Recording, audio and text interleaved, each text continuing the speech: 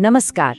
आज हम बात करेंगे डॉक्टर भीमराव अंबेडकर के एक बहुत ही प्रभावशाली लेख की, जो आज भी उतना ही जरूरी है जितना तब था जब ये लिखा गया था। श्रम विभाजन और जाति प्रथा। चलिए इसके तर्कों को जरा गहराई से समझते हैं। जरा एक पल के लिए सवाल के बारे में सोचिए। ये सिर्फ कोई काल्पनिक सवाल नहीं है, बल्कि ये उस सामाजिक हकीकत की तरफ इशारा करता है जिसके खिलाफ डॉक्टर अंबेडकर ने आवाज उठाई थी।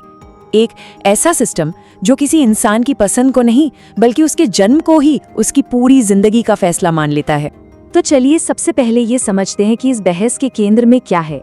क्या काम का बंटवारा और जाति प्रथा, क्या ये एक ही चीज है? डॉक्टर अंबेडकर ने इन दो विचारों के बीच का फर्क बहुत साफ तरीके से समझाया, जो सुनने में तो एक जैसे लगते हैं पर असल में बिल्कुल अलग हैं। सबसे पहले बात करते हैं जाति प्रथा की। देखिए, ये सिस्टम सिर्फ लोगों को अलग अलग ग्रुप्स में नहीं बांटता, ये उन ग्रुप्स के बीच में ऊंच नीच की एक दीवार खड़ी कर देता है, जिसे डॉक्टर अंबेडकर ग्रेडेड इनइक्वालिटी कहते थे। मतलब एक इंसान को सिर्फ उसकी जाति की वजह से ही दूसरे से ऊंचा या नीचा माना जाता है, और यही भेदभाव इसकी सबसे बड़ी और सबसे खतरनाक समस्या है। और यहीं पर डॉक्टर अंबेडकर अपना सबसे मजबूत तर्क सामने रखते हैं। वो कहते हैं कि श्रम विभाजन यानी समाज की जरूरतों के हिसाब से कामों का बांटना, ये तो हर समाज में होता है और ये नेचुरल भी है। लेकिन जाति प्रथा काम का बंटवारा नहीं करती, ये तो काम करने वालों यानी मजदूरों का ही बंटवारा कर देती है। ये लोगों को उनके जन्म के आधार पर कुछ पेशों में हमेशा हमेशा के लिए कैद कर देती है। तो ये इतने शक्तिशाली और क्रांतिकारी विचार आए कहाँ से? चलिए अब उस शख्स के बारे में जानते हैं जिन्होंने भारतीय समाज की इस बहुत बड़ी बहस को एक नई दिशा दी। डॉक्टर भीमराव अंबेडकर का जन्म 14 अप्रैल 1891 को मध्य प्रदेश के महू में हुआ था, एक ऐसे समुदाय में जिसे उस वक्त समाज में अछूत माना जाता था। सोचिए, हर कदम पर भेदभाव, लेकिन अपनी जबरदस्त प्रतिभा और मजबूत इरादों के दम पर उन्होंने अमेरिका और इंग्लैंड जाकर ऊंची से ऊंची शिक्षा हासिल की और आगे चलकर स्वतंत्र भारत के संविधान निर्माता बने। उनके विचारों पर बुद्ध की करुणा, कबीर की बराबरी की बात और ज्योतिबा फुले के सामाजिक सुधारों का बहुत गहरा असर था। उन्हें सम्मान से बाबा साहेब कहा जाता है और भारतीय लोकतंत्र की नींव रखने में उनके योगदान के लिए उन्हें हमेशा संविधान के जनक के रूप में याद किया जाएगा। अच्छा, अब ये समझना भी बहुत जरूरी है कि जो लोग जाति प्रथा का समर्थन करते थे वो इसके पक्ष में क्या कहते थे। हर कहानी के दो पहलू होते हैं, तो चलिए दूसरा पहलू भी समझते हैं। तो देखिए, जातिवाद के समर्थकों का तर्क ये था कि समाज को ठीक से चलाने के लिए, उसकी कार्य कुशलता के लिए ये व्यवस्था बहुत जरूरी है।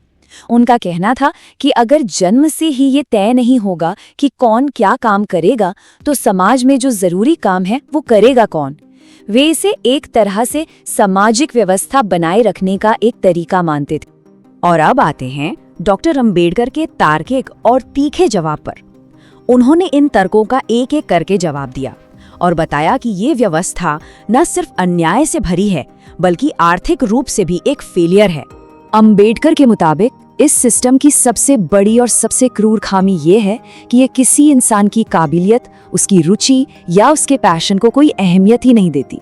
मतलब एक मोची का बच्चा पैदा होते ही मोची मान लिया जाता है, भले ही उसके अंदर एक महान वैज्ञानिक बनने की क्षमता क्यों ना हो।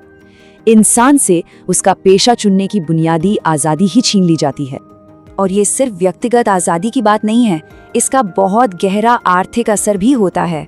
अंबेडकर ने तर्क दिया कि जब किसी को जबरदस्ती वो काम करना पड़े जिसमें उसका दिल ही नहीं लगता, तो वो उस काम को बस टालने के लिए करेगा, मन लगाकर नहीं।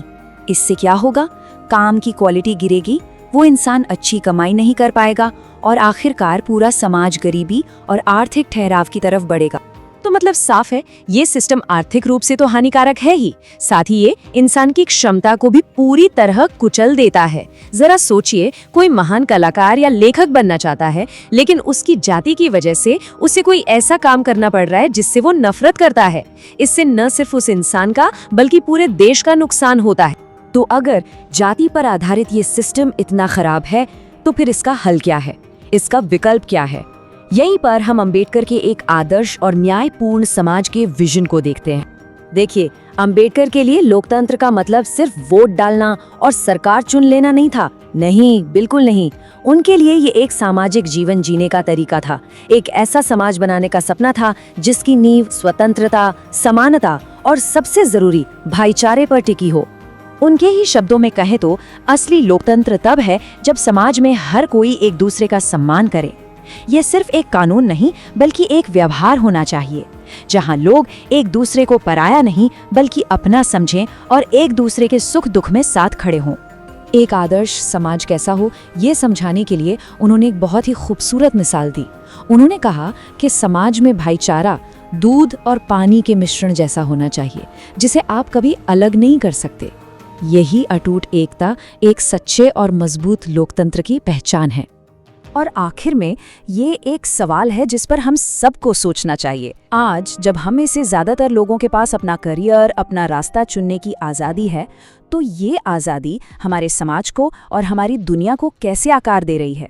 डॉक्टर अंबेडकर के विचार हमें इस आज़ादी की कीमत याद दिलाते हैं और एक ऐसा समाज बनाने के लिए प्रेरित करते हैं जहां हर इंसान को अपनी काबिलियत को निखारने का पूरा मौका मिले। सोचने के लिए बहुत कुछ है।